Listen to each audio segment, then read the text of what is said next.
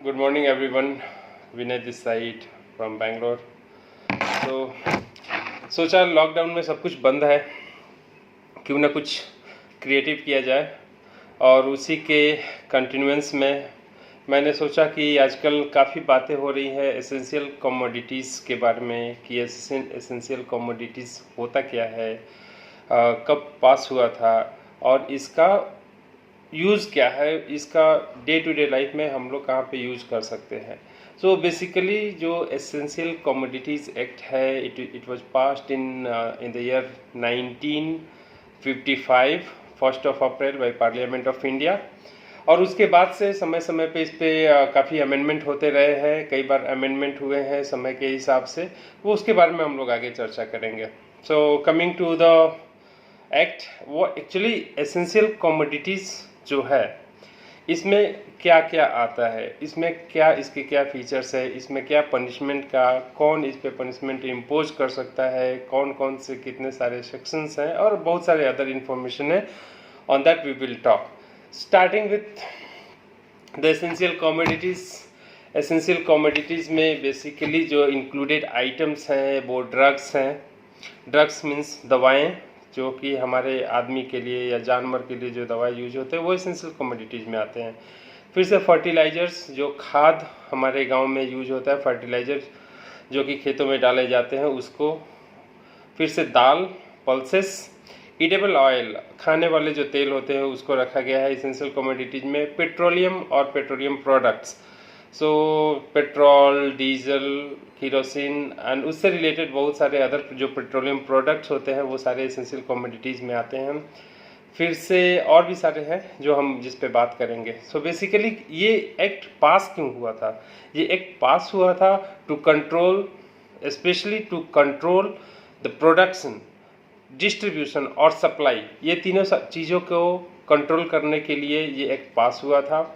किसी चीज़ का कितना प्रोडक्शन होना चाहिए, उसका डिस्ट्रीब्यूशन कहाँ कहाँ होना चाहिए और कौन से मैनर में होना चाहिए, और उसका सप्लाई का मेथोडोलॉजी क्या होगा, वो कैसे सप्लाई होगा, कहाँ पे सप्लाई होगा, ये सारे चीज़ें को कंट्रोल करता है ये एक्ट। सो बेसिकली इसमें इस जो एक्ट है इसमें जो अमेंडमेंट करने का जो अधिकार है, जो एक जिसको बोलते हैं जुरिस्डिक्शन या जिसको बोलते हैं power to make law, so of course centre ने ये पास किया बट स्टेट के पास भी अधिकार दिए गए हैं इस लॉ के अंतर्गत। सो नाउ अभी अचानक से ये एसेंशियल कमोडिटीज़ पे बात आया कहाँ से? सो एसेंशियल कमोडिटीज़ पे बात आया जब हमारे को आज के टाइम में जब ये चाइनीज वायरस या कोरोना वायरस, कोविड-19 जो भी नाम दे लें इसका स्प्रेड हुआ और अचानक से भारत में एंटायर कंट्री को डिमांड हो गया किस चीज़ का? हैंड सैनिटाइजर का। एंटायर कंट्री को डिमांड हो गया मास्क का, फेस मास्क का। सो ये सारे जो N95 मास्क है या हैंड सैनिटाइजर है, इनका डिमांड अचानक बढ़ा और इसको कुछ स्टॉकिस्ट, कुछ डिस्ट्रीब्यूटर अपने हिसाब से इसको स्टॉक करने लगे और इसका प्राइस इंक्रीज होने लगा। अचानक 25 से 30 रुपये का बिकने वाला मास्क 100 to 150 रुपीज़ में बिका।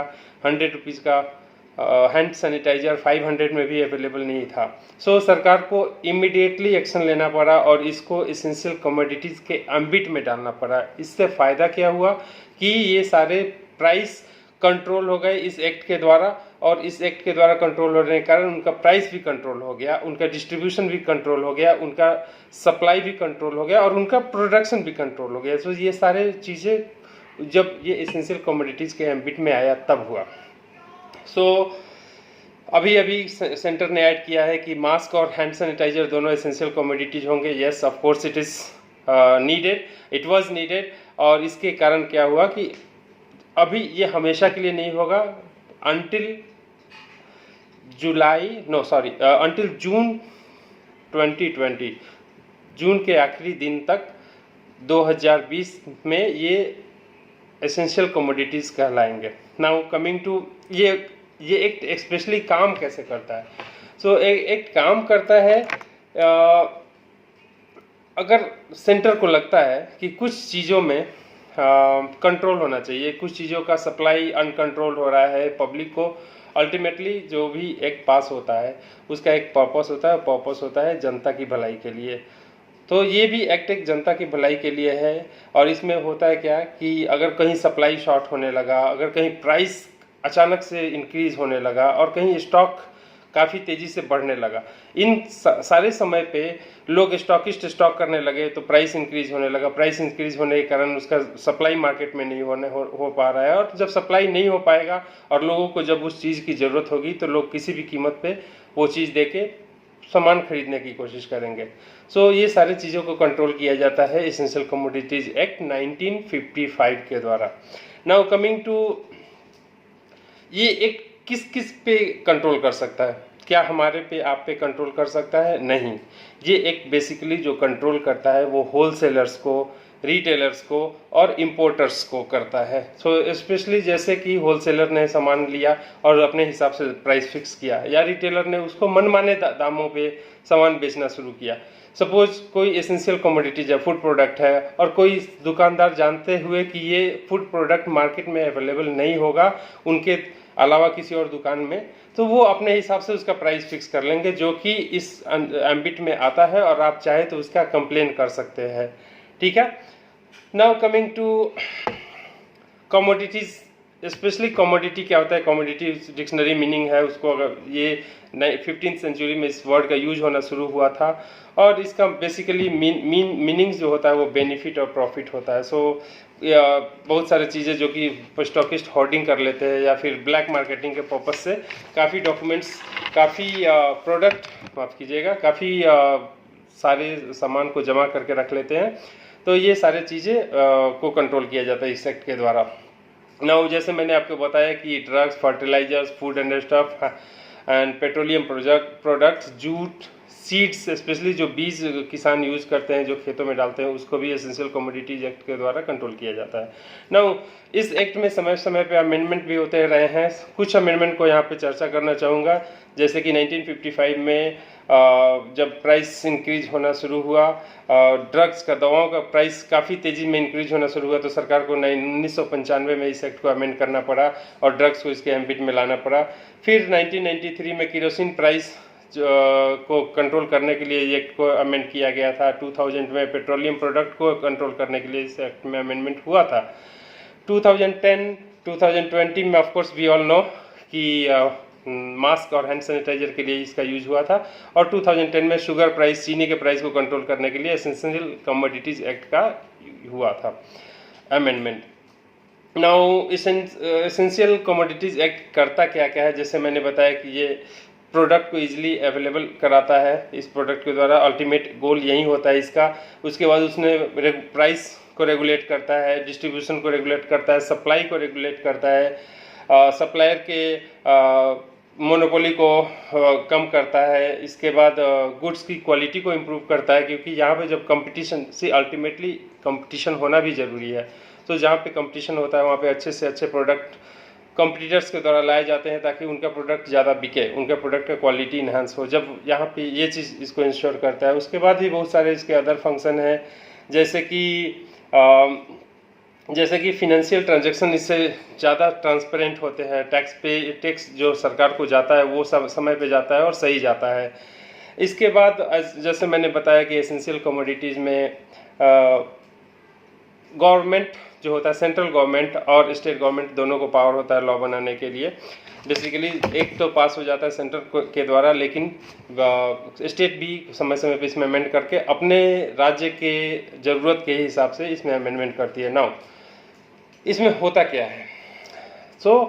जैसे कोई इसमें ये होता है कि ये जो एक्ट है वो स्टॉक टर्नओवर लिमिट्स को कंट्रोल करता है। ये इसमें पेनलाइज करता है जो लोग भी वायलेटर्स होते हैं लॉ के, उसमें लिमिट फिक्स करते हैं, उन्होंने फेयर प्राइस फिक्स करते हैं। तो अगर एसेंशियल कमोडिटीज एक्ट के द्वारा कोई किसी चीज़ का प्राइस फिक्स हो गया, तो उसको कोई भी रिटेलर, कोई भी डिस्ट्रीब्यूटर, कोई भी सप्लायर उस फिक्स प्राइस से ज़्यादा कीमत पे नहीं बेच सकता है किसी भी तरह से। नाउ जो ऑर्डर होता है, ऑर्डर करने का पावर जो होता है, that is with central government. Section 3 of essential commodities act talks about it. इसमें प्राइस रेगुलेशन के बारे में, प्रोहिबिशन, प्रोडक्शन के बारे में, सप्लाई, डिस्ट्रीब्यूशन के बारे में काफ़ी डिटेल में दिया गया है। नाउ कौन इस एक्ट के द्वारा एक्शन ले सकता है? तो ऑफ कोर्स डिस्ट्रिक्ट कलेक्टर, हर जिले का जिलाधिकारी डिस्ट्रिक्ट कलेक्टर के पास पावर होता है कि वो इस एक्ट को इम्पोज कर सके और वो एक्ट के तहत किसी को भी चार्ज कर सके। Now he has power to order, वो पेनलाइज भी कर सकता है और इस केस को ऑफ कोर्स किसी भी कोर्ट के द्वारा, सिविल कोर्ट के द्वारा, क्रिमिनल कोर्ट में भी सब मैटर्स में, और दूसरे courts, high courts according to the process of law, वहाँ पे भी इससे रिलेटेड केसेस को सुना जा सकता है। नाउ पेनल्टीज इसमें क्या होते हैं? एसेंशियल्स कमोडिटीज़ के अंदर अगर कोई पेनलाइज होता है तो उसमें क्या क्या हो सकता है? Person can be fined, person can be put to jail, and jail का जो टर्म होता है वो 3 ईयर्स से लेके 7 ईयर्स तक होता है। और ये जो ऑफेंस है, इस एक्ट के द्वारा जो ऑफेंस इम्पोज किया जाता है और उसमें अगर कोई बंदा जेल जाता है, it's called cognizable and non bailable offence. तो इस केस में बेल इतनी आसानी से नहीं मिलता, और ये क्योंकि ये नॉन बेलेबल और कॉग्निजेबल ऑफेंस है। Now coming to a very very very famous quote by Mahatma Gandhi, the world has enough for everything, needs but not for everyone's greed. So I repeat, the world has enough for everyone's need but not everyone's greed. So दुनिया के पास हम सारे लोगों के लिए, सारे लोगों के नीड को पूरा करने के लिए बहुत काफ़ी संसाधन है, रिसोर्सेस है, बट लोगों को लालच को कंट्रोल करने के लिए एनफ रिसोर्सेस नहीं है, एनफ रिसोर्सेस नहीं है। सो महात्मा गांधी ने ये बहुत ही सही बोला था, और इसी के साथ ये मैं इस डिस्कशन को एसेंशियल कमोडिटीज़ एक्ट 1955 को समाप्त करता हूँ।